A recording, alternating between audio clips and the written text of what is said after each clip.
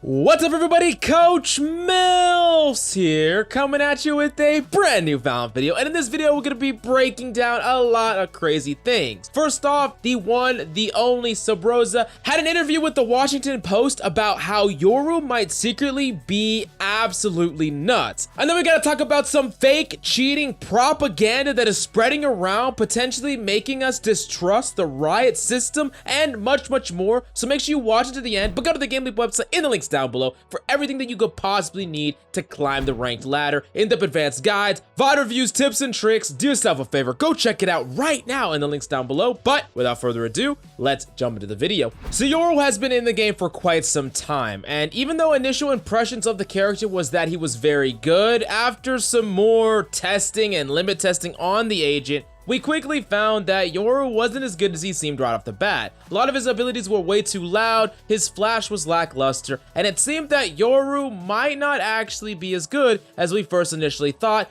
with many pros such as Six stating that the character was really not going to be very good at all, even in pro play. Now, that being said, TSM Subroza has a very different opinion on the agent who's been testing it in scrims. He sat down in an interview with the Washington Post, and I'm going to talk about some of the things he said about Yoru, stating how powerful this agent can be if used in these particular ways. So first off, he said that this is kind of a scoop or a leak, that he's tried him in scrims and he's felt that there is so much you can do. Now that being said, the first piece of advice that Subroza gives us is he says this, quote, "First of all, definitely don't make aggressive teleport plays. At a high rank or just at a decent rank where people have sound, people just counter those plays and wait out the teleport, and you just kind of look stupid doing it." Now this makes a lot of sense. While those flash teleport plays seem to work like the first day that Yoru came out, pretty quickly afterwards, people just don't get caught out by the Yoru flash teleport plays, and more than likely, you're just gonna end up feeding instead. Now, Subroza goes on to talk about a pairing that I initially thought was really interesting at the beginning, and I'm excited about what he has to say about the pairing between Yoru and the operator. So Subroza stated this: Yoru can be a really good op agent, like really good op agent. When you're defaulting around the map, you're mostly afraid of oppers.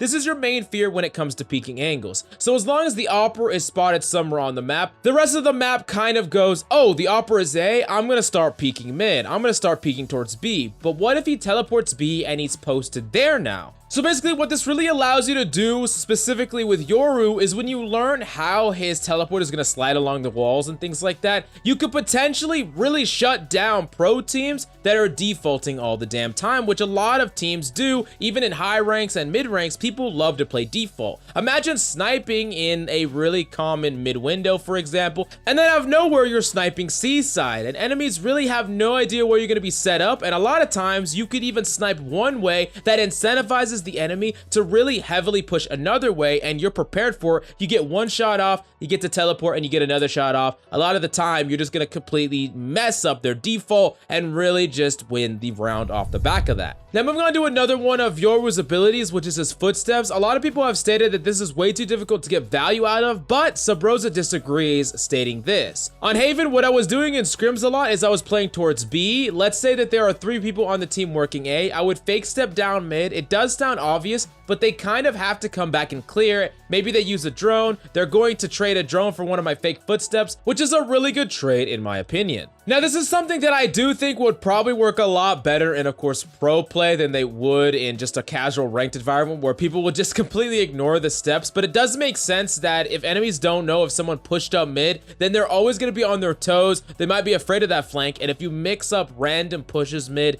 in addition to fake ones, it can create these scenarios where at the very least enemies have to waste time and abilities to make sure that no one is there. Now the next thing that Subroza actually talks about is mixing flashes with other flashes to perform a perfect execute. He explains this by stating this, quote, "Let's say that you're taking Garage on Haven, your Phoenix can flash the entrance and you flash the back wall. So no matter where the guy is looking to dodge the flash, it still gets him." Then he later follows up the utility of the flashes by stating, most bomb sites will have those positions where you can just throw the flashes in a corner and it gets most of the defenders, but it won't get your teammates. Now basically he's justifying that even though the flashes aren't the most powerful thing in the world, if you combine them well together with someone on a coordinated team or even in a duo, You can get guaranteed value either completely clearing a site and getting a kill without them being able to refrag, or being able to use them aggressively as you push into point, only flashing the enemy, which does sound actually pretty optimistic as far as Yoru is concerned. Now, the next thing that Sabrosa talks about is about Yoru's ultimate, and he does state that Yoru's ultimate is underrated. He said this, quote, "When Yoru is using his ultimate and he's running into a bomb site, he's pinging where people are, and well, Breach can just flash them.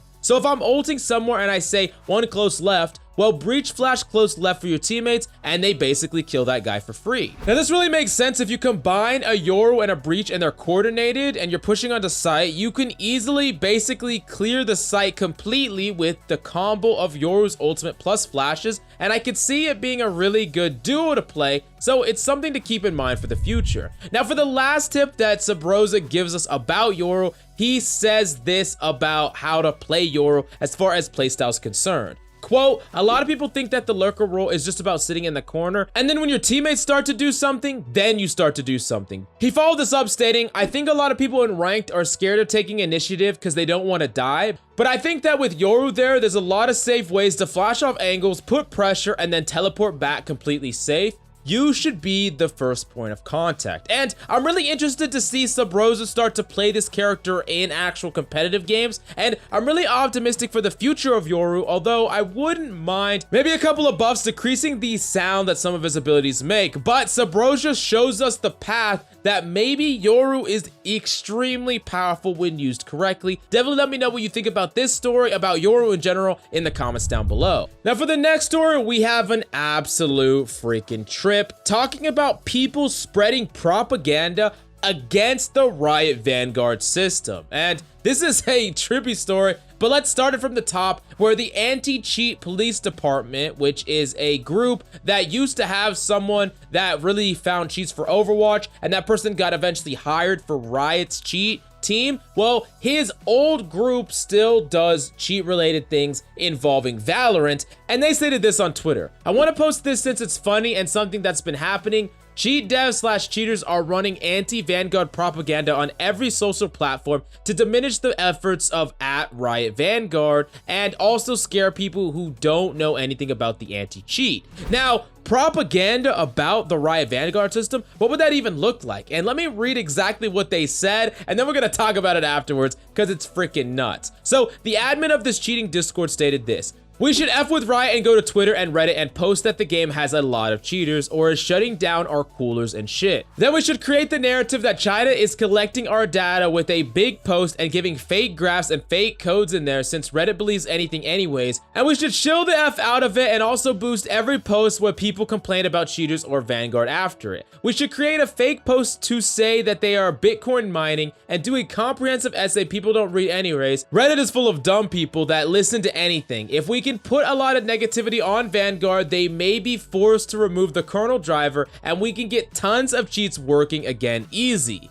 Now, we initially saw this right off the bat, right when there was a kernel system in place, the Vanguard system, where there was tons of stories about, oh, Riot's gonna steal all your data, they're working with China, Tencent's gonna control our lives. There was just like story after story after story about all this right when it came out, and eventually people just kind of accepted it. And the thing is, Vanguard system does get in your kernel driver, which is pretty evasive for a cheating system, but you see right here, it freaking works. A lot of cheat makers are losing their minds, and really the kernel driver based Vanguard system is a giant thorn in cheaters' side, where it's very, very difficult to develop cheating programs. And with Riot always on the ball, and they can just shift things around so quickly, they have a lot of resources for their cheating department, their anti-cheating department. It basically just means that they just consistently screw cheat makers, which I'm all for, and it's absolutely crazy that they are coming up with ideas to spread Twitter and Reddit posts that are basically playing on all that conspiracy BS, really trying to paint Vanguard to be the enemy, and maybe eventually they can get rid of it altogether through this system. That is absolutely crazy. So if you ever see any of that, yes, take in data, take in information, information, read things yourself and try to find the conclusion, but don't just blindly listen or read or believe in any things that have a high like count, because if they get their freaking pack of drones to just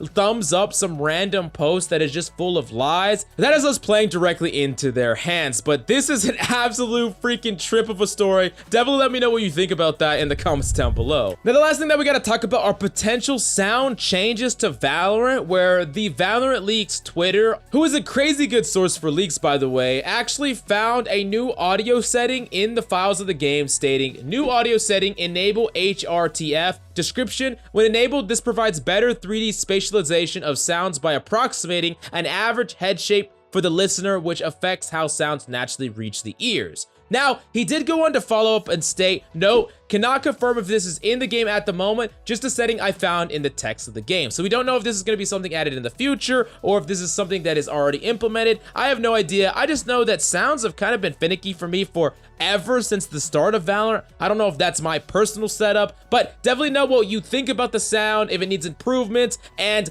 if you think that this is a setting that's already in the game or out of the game. Let me know about all of that in the comments down below. And then go to the GameLeap website in the description down below to get in-depth advanced guides, VOD reviews, MILFs in your area, and much, much more. Do yourself a favor, go check it out in the links down below. And that's all I got for you today. Thank you so much for coming by. I'm Coach Mills, and of course, until next time,